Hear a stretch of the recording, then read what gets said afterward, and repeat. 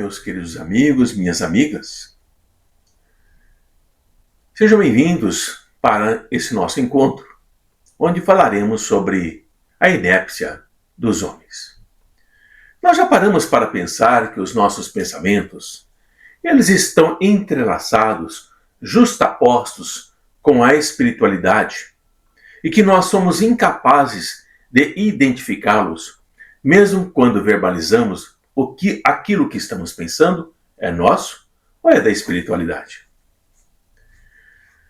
Nos campos da física que envolve a todos nós e da química, por exemplo, na eletricidade, no magnetismo, na matemática, na física clássica ou mesmo na física quântica, da química orgânica ou quântica, todos nós somos capazes de verbalizarmos, de falarmos o que estamos pensando.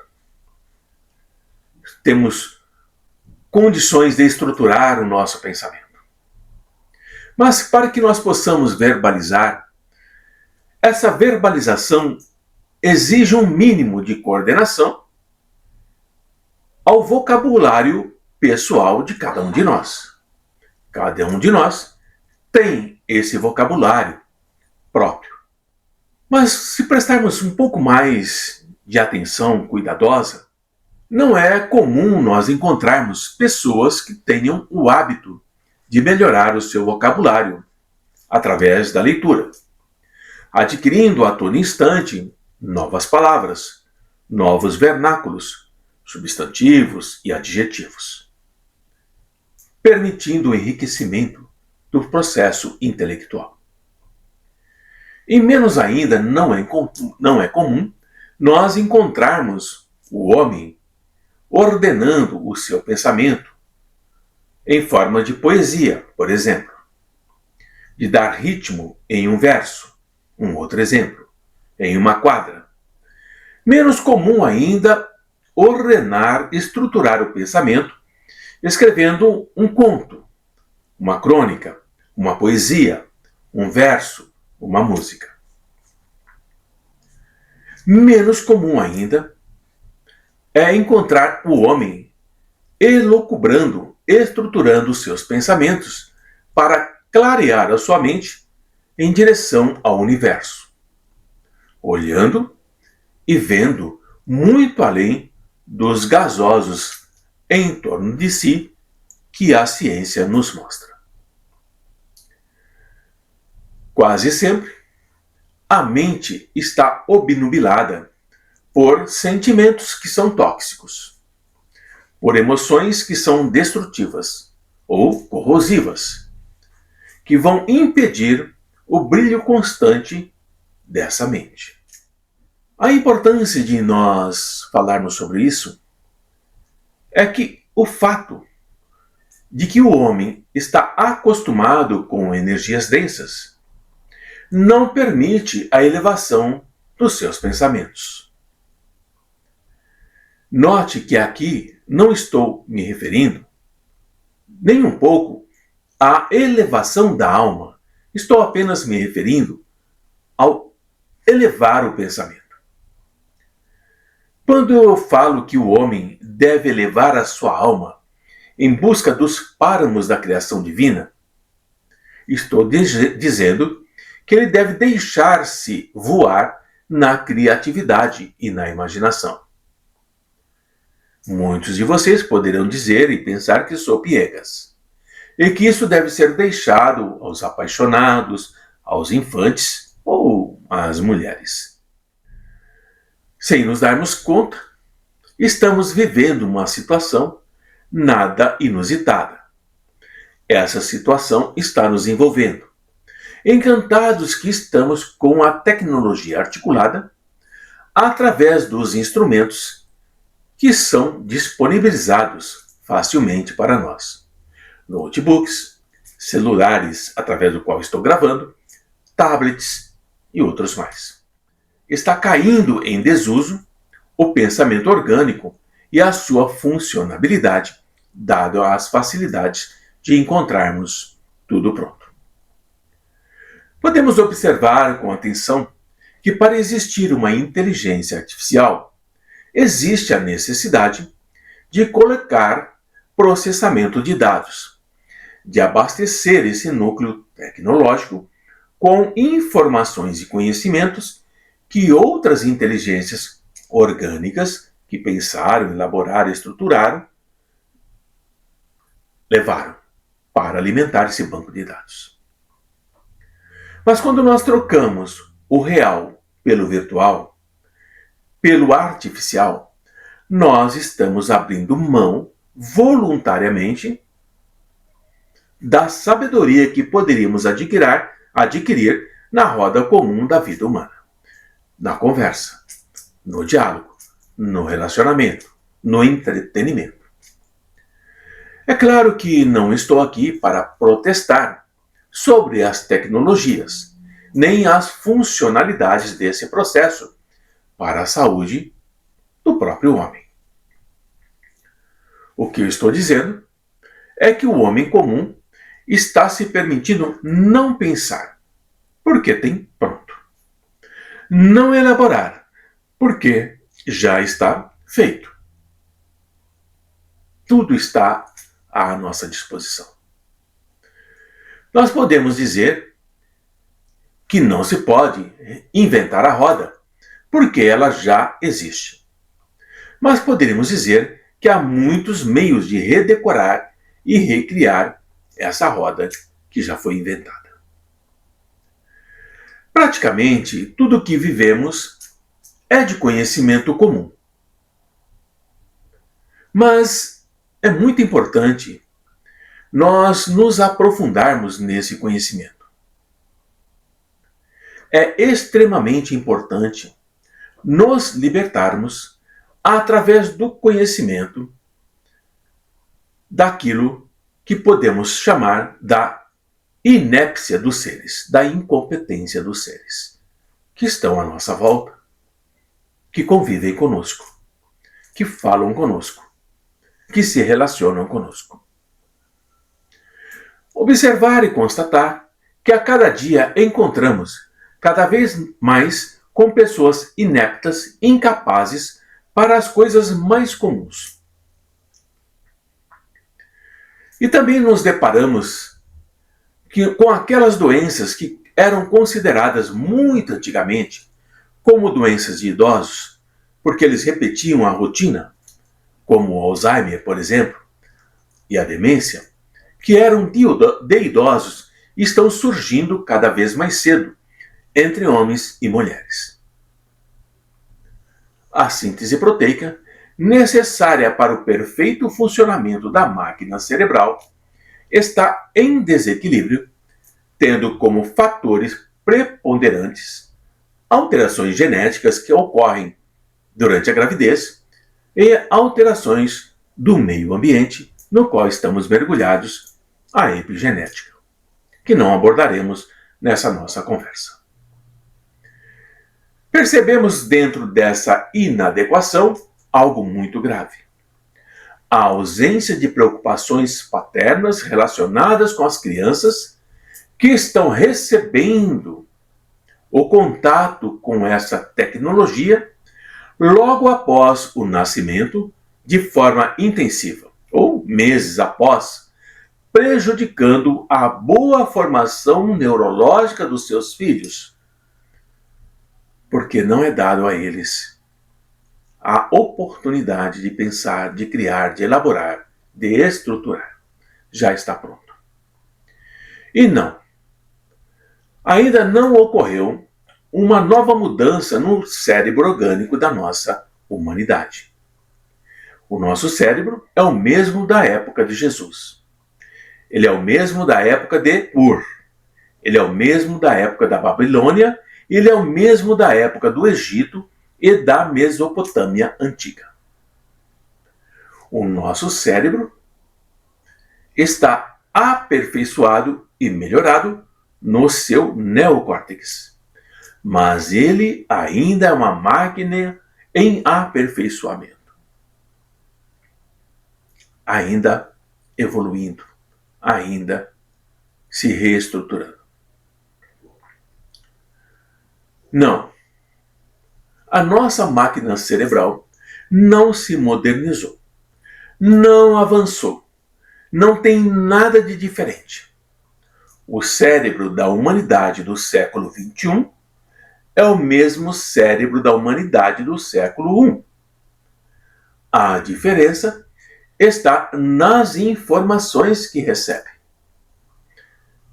Apenas isso. E aqui cabe uma pergunta que se faz necessária.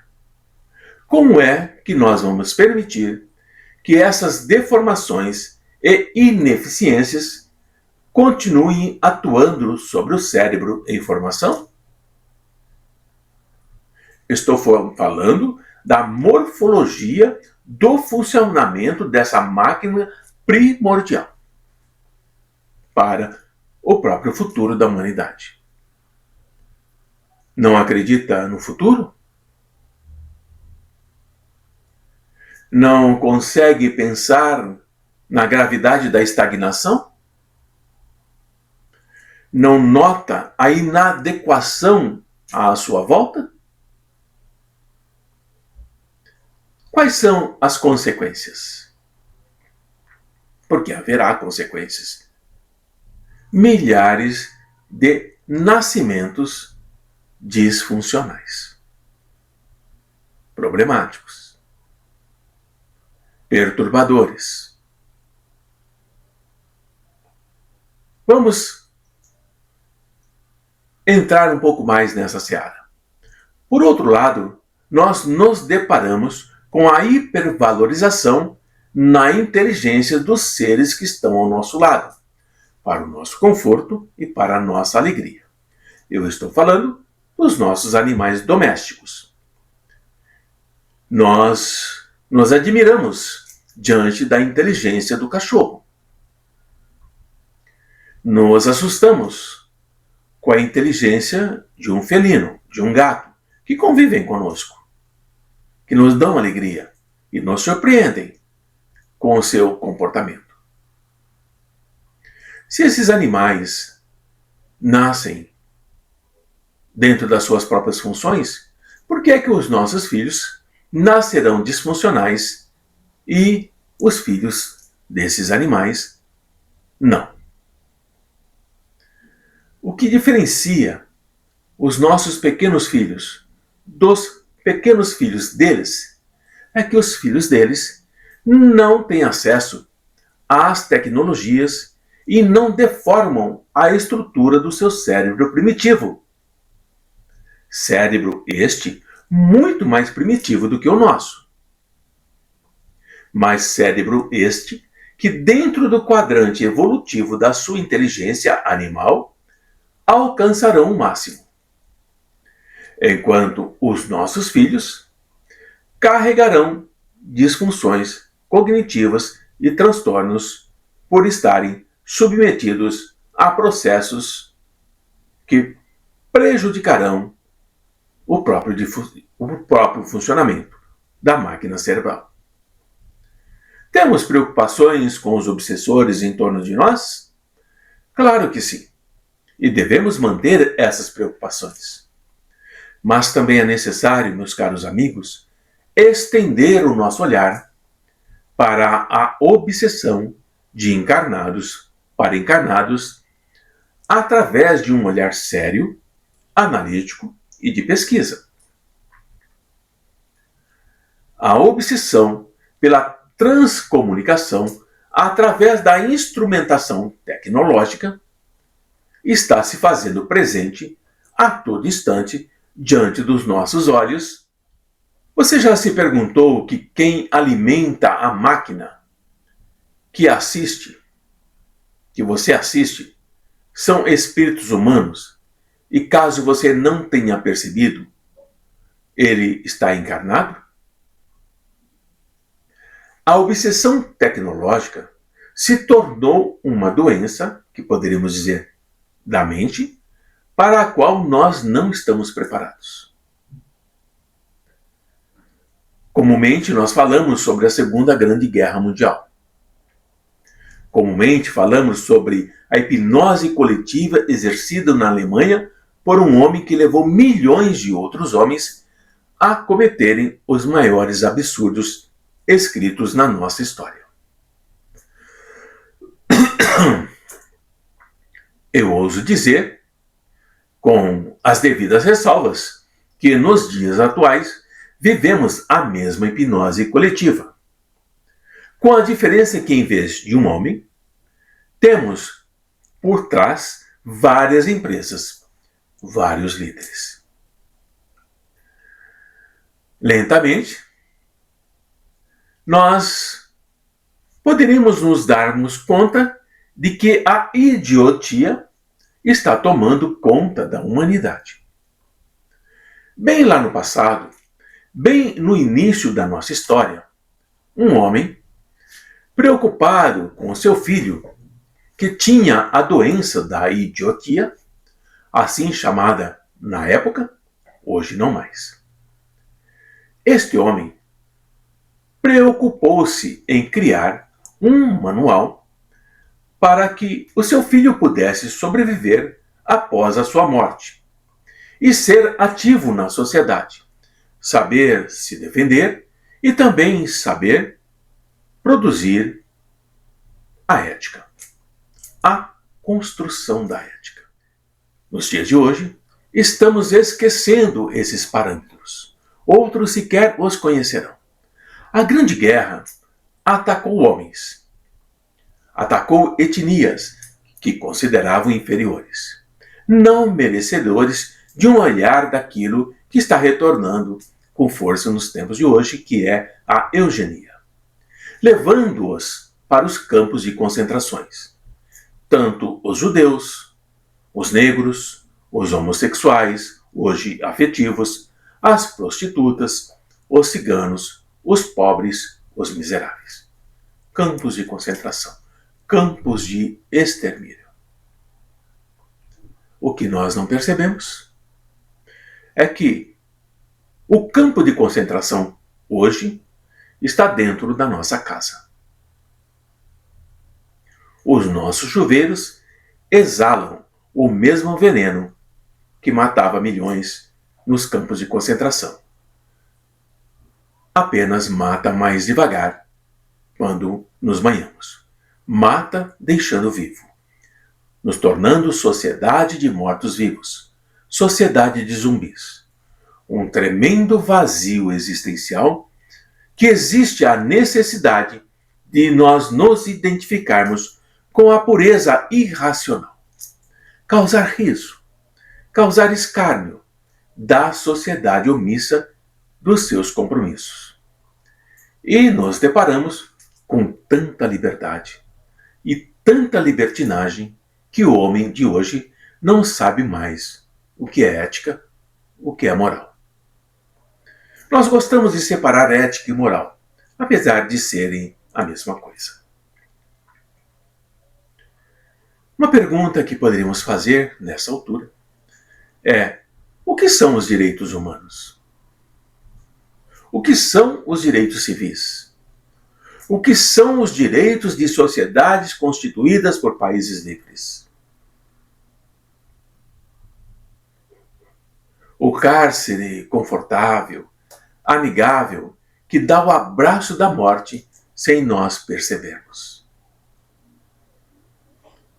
É de fundamental importância nos preocuparmos com os desencarnados em nossa faixa habitável.